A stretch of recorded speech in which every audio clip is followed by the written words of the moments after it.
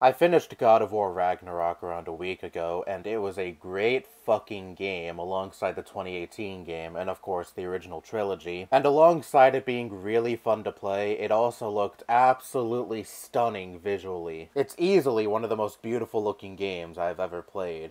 And then after I finished that game, I moved on to Bayonetta 3, and going from God of War Ragnarok to Bayonetta 3, was kinda rough. Of course, the game was fun and controlled just fine. I have no qualms with Bayonetta 3 in the gameplay department, but visual and performance-wise, it was like playing a PS3 game that released in like 2010. The graphics looked kinda rough, the game can never stay at a constant 60 FPS, and if there were a lot of enemies on screen, I think there were times where the game even dipped below 30 FPS for a few seconds. And I feel really bad for the game because it's a Switch exclusive. The devs had no choice but to deal with the outdated hardware, and I'm sure this game would look fucking gorgeous if it released on other platforms. And this got me thinking, how much longer can Nintendo realistically continue to hold out with the Switch? Third-party support has been dwindling for the Switch for a while now because it rocks a Tegra X1 graphics chip inside of it.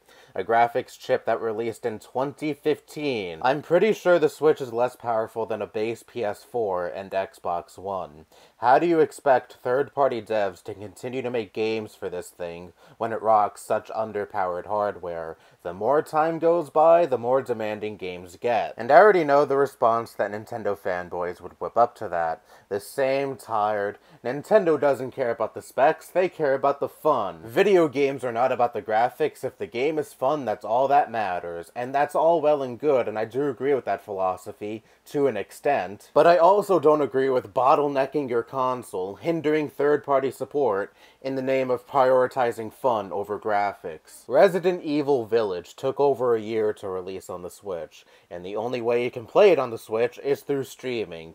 The Switch can't even natively run the game. So if your internet connection isn't the best, you're likely going to have a horrible fucking time playing this game on the Switch, because you're probably going to experience horrible lag and dips in quality. And it's a testament to how underpowered the Switch is, that if third-party devs still want to release their games on it, they may have no choice but to have their games be streamed on the Switch because the Switch can't handle natively running the game. And trust me, streaming games is not fun at all. I streamed Red Dead Redemption 1 on my PS5 because there's no version of the game that can be natively run on the PS5, at least as of now. You can thank the PS3's weird as fuck architecture for that. And my internet connection is generally pretty good, and even then, some play sessions of Red Dead Redemption 1, the game was just pretty much on fucking playable. The game would lag a lot, I would even experience really horrible input lag, and overall, I never want to stream a game again. And I'm sure there are not many devs out there that would want their game to be stream-only on a certain platform, because that just hinders the player's experience. But at the same time, they don't want to go through the trouble of having to compromise with such outdated hardware,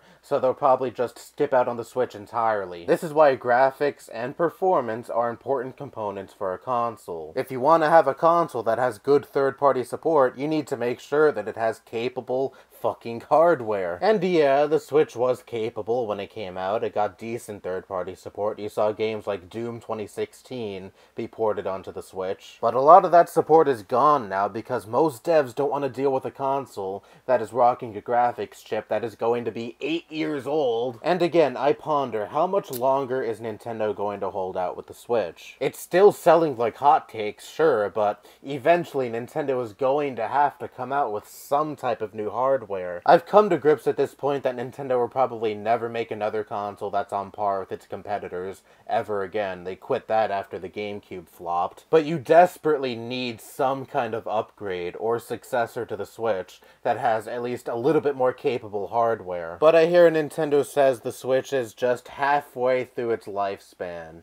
We're almost 6 years into the Switch's lifespan, and we're just halfway through, supposedly. I have to ask, how do you plan on continuing to rely on that Tegra X1 chip? If third-party devs are already shying away from the Switch, they're sure as fuck not gonna stick around for however much longer you plan on keeping it around. Remember, Nintendo, that your exclusives alone are not enough to carry you. The Wii U alone should be more than enough proof of that. I know there are more factors that go into why the Wii U flopped, like Nintendo marketing marketing it so fucking poorly. But I feel like if the Wii U even had just a decent third-party support, it would have done at least a little better. Maybe it would have cracked at least 20 million like the GameCube. Who knows? But what I do know is the initial draw for the Switch was being able to play games like Doom 2016 on the go. It offered full-fledged home console games that you could take with you wherever you please. But now you're not seeing that experience anymore with many AAA games that are coming out now, because devs don't want to deal with outdated as fuck hardware. So yes, the most important thing about a game is how fun it is, first and foremost,